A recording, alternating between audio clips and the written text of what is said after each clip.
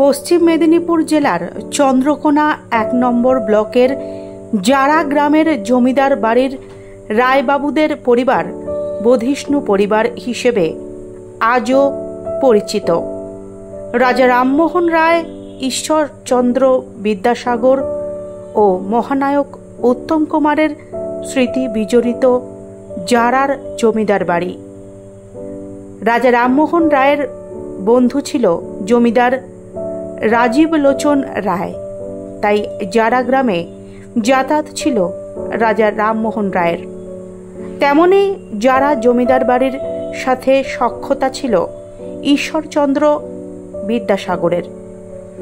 জমিদার পরিবারের আমন্ত্রণে জারা স্কুলের স্থাপনা করেছিলেন ঈশ্বরচন্দ্র বিদ্যাসাগর। তৎকালীন সময়ে জমিদার বাড়িতে বেশ কয়েকবার এসেছিলেন বিদ্যাসাগর, এমনই দাবি বর্তমান জারা জমিদার বাড়ির পরিবারের সদস্যদের। এমনকি জারা জমিদার বাড়িতে মহানায়ক উত্তম কুমার তার অ্যান্টনি ফিরিঙ্গি ছবির শুটিং করেছিলেন, যা অ্যান্টনি ফিরিঙ্গি ছবিতে একটি গানের মাধ্যমে উল্লেখ রয়েছে। এই জারার জমিদার বাড়িতে কবি গানের আসর বসত। বিখ্যাত কবিয়াল ভোলা ময়রা নাকি এই গান বেঁধেছিলেন, যা অ্যান্টনি ফিরিঙ্গি ছবিতেও তুলে ধরা হয়। এমনই স্মৃতি বিজড়িত জারা জমিদার বাড়ির দুর্গাপুজোও হতো মহা সমারোহে। জমিদার বাড়িতে দুর্গাপুজোর পাশাপাশি কালী, বিষ্ণু দেবতা, শিব সহ একাধিক দেবদেবীর মূর্তি ও মন্দির রয়েছে। এখনও 3 বেলা ভোগ চড়িয়ে নিত্য সেবা করা হয়। 1155 বঙ্গাব্দে জারা জমিদার বাড়ির প্রতিষ্ঠা করেছিলেন রাম গোপাল রায়। পরবর্তী সময়ে তার ছেলে রাজা রাজীব লোচন রায় বর্ধমান রাজার থেকে রাজা উপাধি লাভ করেছিলেন।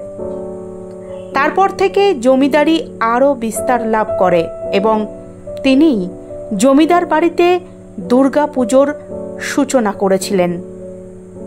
তৎকালীন সময়ে পুজোতে বহু মনীষী আমন্ত্রিত হিসেবে আসতেন বলে জানান জমিদার বাড়ির বর্তমান সদস্যরা। আগে পুজোর সময় কবিগানের আসর, যাত্রাপালা, নঙ্গরখানা চলত পুজোর 6-7 দিন। পাশাপাশি 10-15টি গ্রামের মানুষ ভিড় জমাত পুজোয়। চলত নরনারায়ণ সেবা। রূপোর পালকিতে করে গ্রামের একটি পুকুরে শোভাযাত্রা করে নবপত্রিকা স্নান হতো। বর্তমানে জমিদারিত্ব নেই, তবে রয়ে গিয়েছে জমিদার বাড়ির বিশাল প্রাসাদ, যা এখন ভগ্নপ্রায়, আগাছায় ঢাকা। জমিদার বাড়ির 21টি পরিবার এখনও বসবাস করেন, কিন্তু তাদের অধিকাংশই এখন কর্মসূত্রে ভিন রাজ্য বা ভিন দেশে। তবে পুজোর সময় অনেকেই হাজির হন জমিদার বাড়ির দুর্গাপুজোয়। এবছর জারা জমিদার বাড়ির দুর্গাপুজো আনুমানিক 226তম বর্ষে পদার্পণ করবে। পুজোয় আগের মতো জৌলুস না থাকলেও এখনও সমস্ত রীতিনীতি মেনেই পুজোর আয়োজন হয়ে থাকে। বৈষ্ণব মতে জমিদার বাড়িতে দুর্গাপুজো হওয়ায় কোনো বলি হয় না। নবপত্রিকা স্নান, শোভাযাত্রা করে যাওয়া হয় এবং বিসর্জনের দিন পরিবারের সকল সদস্য মিলে বিষাদের সুরে গান গেয়ে মাকে নিয়ে যাওয়া হয় গ্রামের পুকুরে বিসর্জনের জন্য। জমিদার বাড়িতে পুজোর দিনগুলিতে মায়ের জন্য ভোগ রান্না থেকে নাড়ু তৈরি একমাত্র অগ্রাধিকার পায় পরিবারের মহিলারাই। দূর দূরান্তের গ্রামের বহু মানুষ ভিড় জমায় পুজোর কদিন। তাদের জন্য খিচুড়ি প্রসাদের আয়োজন থাকে। এছাড়াও নরনারায়ণ সেবারও ব্যবস্থা করা হয় পুজোয়। পুজোর হাতে আর কটা দিন, তাই এখন থেকেই যারা জমিদার বাড়িতে প্রস্তুতিও শুরু হয়ে গিয়েছে জোর কদমে। বাইরে থেকে প্রতিমা আনা হয় না এই জমিদার বাড়িতে। দালান বাড়িতেই বংশ পরম্পরা মেনে মৃৎশিল্পী দিয়ে একই মেরে তৈরি হয় দুর্গা, লক্ষ্মী, সরস্বতী, কার্তিক এবং গণেশ। প্রতিমা তৈরির কাজও চলছে জোর কদমে। পুজোর আগে সেজে উঠেছে চন্দ্রকোনার স্মৃতি বিজড়িত জারা গ্রামের জমিদার বাড়ি। আমাদের বাড়ির পুজো এই 226 বছরে পদার্পণ করলো। এবং আমাদের বাড়ি পুজো সেই আগেও যা হতো, আমাদের বিয়ের পর থেকে এসে অব্দি আমরা এই বাড়ি বোধ হয়ে আসার পর যা দেখছি সে একইভাবে আমাদের প্রচলিত পুজো চলে আসছে, সে বনেদি আনায়। হ্যাঁ, এবং আমাদের ষষ্ঠীর দিন থেকে পুজো শুরু হয়। হ্যাঁ, সেদিন থেকে ভোগ আরম্ভ হয়। সপ্তমীর দিনে নবপত্রিকা আনা হয়। এবার মায়ের রূপোর সিংহাসন করে বাড়ির বৌমায়েরা, মেয়েরা সবাই মিলে শঙ্করধ্বনি, উলুধ্বনি দিয়ে খুব প্রশাসন করে খুব আনন্দ সহকারে মাকে বাড়িতে এনে বরণ করে তোলা হয়। এবং আমাদের বাড়ির বাইরে যারা থাকে এবার সমস্ত আসারও চেষ্টা করে।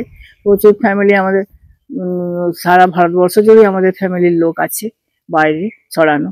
প্রায় 56 কর্তার বংশধর ছড়ানো আছে। তারা প্রত্যেকেই অনেকেই আসার চেষ্টা করে, এদের খুবই আনন্দ উপভোগ করে। আমরা জানি সারা বছর তাকিয়ে থাকি যে সবাই আসবে, সময় সবার সঙ্গে যোগাযোগ হবে। আবার সপ্তমীর দিনও তাই ভোগ হয়।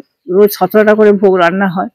আর এবং আমাদের আর একটা কি প্রচলিত, আমাদের বাড়ির মেয়েরা, বৌমায়েরাই এই ভোগ নিজে হাতে রান্না করে। হ্যাঁ, প্রচুর তরি তরকারি নানাবিধ দিয়ে ভোগ সাজানো হয়। আবার অষ্টমীর দিনও খিচুড়ি ভোগ হবে। প্রত্যেক দিনই আগে খিচুড়ি ভোগ হয়, তারপর সাদা ভোগ হয়। ওই 17টা করে ভোগ হয়, ভোগ নিবেদন হয়। সপ্তমীর দিনে নরনারায়ণ সেবা হয়। হ্যাঁ, নরনারায়ণ সেবাতে মাছ ভাত প্রচুর দেশের বাইরের বহু লোক আসে, খেয়ে যায়। এবং আমাদের নবমীর দিনে আমাদের সমস্ত জ্ঞাতি, আত্মীয় স্বজন বা কুটুম্ব বা বাইরের অনেকেই দেশের ব্রাহ্মণদের সবাইকে নিয়ে আমরা একসাথে এখানে ঠাকুর বাড়িতে খাওয়া হয়। পৌরাণিক রীতিনীতি মেনে আমাদের খাওয়া হয় এবং আমাদের বিশুদ্ধ সিদ্ধান্তে পুজো হয়। আমাদের কোনো বলি হয় না। এবার অষ্টমীর দিনেও তার ভোগ হয়, পুজো হয়। সন্ধি পূজার সময় মেয়েরা খুব সুন্দরভাবে সব আমাদের ওই সব সিঁদুর খেলা চলে, খুব আনন্দ সহকারে আনন্দ উপভোগ করে। আবার নবমীর দিনেও খাওয়ান দান হয়। দশমীর দিনেও সকালবেলা রীতিনীতি মেনে পুজো, ভোগ ইত্যাদি হয়। এবং আমাদের সমস্ত বাড়ির গৃহলক্ষ্মী ওইখানে থাকে পুজো 4 দিন। আচ্ছা, এবারে ওখানে এবার সে পুজোর পর সেই সময় প্রত্যেকের বাড়িতে গৃহলক্ষ্মীকে আনা হয়, যার বাড়িতে নিয়ে আসা হয়। এবার সন্ধেবেলা ঠাকুরকে বরণ করা হয়। তো বাড়ির মেয়েরা, বউরা মিলে বরণ করে ঠাকুরকে যখন বিসর্জন নিয়ে যাওয়া হয়, তখন এবার আমাদের আগে বাহকরা কাঁধে করে নিয়ে যেত, এখন গাড়িতেই যায়। হ্যাঁ, ওখানে সমস্ত মানে দেশের বাইরের আত্মীয় স্বজনরা প্রচুর লোক সমাগম হয়। ওই মাকে নিয়ে যাওয়া হয়। ওখানে আমাদেরই এক পুকুর আছে, ভারবতখানা বলে, ওখানে বিসর্জন করে বাজারের কাছ থেকে সব আনন্দে ছেলেরা নাচতে নাচতে, বাজনার সঙ্গে বাজনার তালে তালে নাচতে নাচতে আসে। এসে এবং তখন একটা সবারই মনে বিষাদের ছায়া। তখন আসবার সময় সব ছেলেরা একটা আমাদের পূর্ব প্রচলিত সে গান আছে, যা ওরা সে বরাবরই গেয়ে আসে, গেয়ে গেয়ে নেচে নেচে আসে। যাস নে জননী মাগো ধরি দুটি রাঙা পায়, ওই গানটি গেয়ে গেয়ে ওরা আসে। এসে এবং ঠাকুর দালানে বেশ ঘণ্টাখানেক ওরা খাওয়া আনন্দ করে, নাচানাচি করে। ওর এবং ওইখানে আমাদের শান্তি জল বা প্রণাম, আশীর্বাদ ওইখানে আমাদের মিষ্টিমুখ ওখানেই সারা হয়ে যায়। ওই এবার যে যার বাড়িতে সবাই বিষাদের ছায়া নিয়ে বাড়িতে আসা হয়। আবার একটা বছর সবাই অপেক্ষা করে। আমরা শুনেছি মায়েদের কাছে, শাশুড়ি মায়েদের কাছে বা এদের বাড়িতে এসে যে আগে এখানে বিদ্যাসাগর মশাইয়ের সঙ্গে এদের খুব ভালো সম্পর্ক ছিল। অনেকবারই নাকি পুজোতে এসেছেন। আর রামমোহন রায়ের সঙ্গেও এনাদের খুব, এবং এদের আত্মীয়তাও ছিল, আসা যা ছিল। রামমোহন রায় অনেকবারই পুজোতে এসেছেন। হ্যাঁ, এটা হচ্ছে। এবং আরো বড় বড় মনীষীরা তখন বাড়ি পুজোতে অংশগ্রহণ করেছে, এটা শোনা গেছে। হ্যাঁ, বিভিন্ন সিনেমা শুটিং করতে বিভিন্ন আসতো। অ্যান্টনি ফিরিঙ্গি নাকি এখানে শুটিং হয়েছিল। ওই যে বাবুদেরকে নিয়ে ভোলা ময়রা একটা গান করেছিল, কি করে বললি জগা যারা গোলক বৃন্দাবন, এখানে বামুন রাজা চাষি প্রজা চারদিকে বাঁশের বন। তো এইটাই এই বাবুদিকে নিয়ে গানটা অ্যান্টনি ভোলা ময়রা মেরেছিল এবং অ্যান্টনি ফিরিঙ্গির সঙ্গে এখানে হয়েছে। আর একটা বই হয়েছিল স্বপ্ন নিয়ে, এখানে শুটিং হয়েছিল, এটা শুনেছি আমরা। হ্যাঁ, আগে আগে সে আমাদের রীতিনীতি মেনেই পুজো এখনো চলে। হ্যাঁ, তবে আগে যেমন ১২ দিন করে যাত্রা হতো, সেটা এখন হয় না। তেমন এখন ছেলেরা সব নবমীর দিনটা সাংস্কৃতিক অনুষ্ঠান করে নিজেরা, এইসব নিয়ে আনন্দ করে। আপনার নাম? আমার নাম মীরা রায়। আপনি রাজবাড়ি? রাজবাড়ি গৃহবধূ।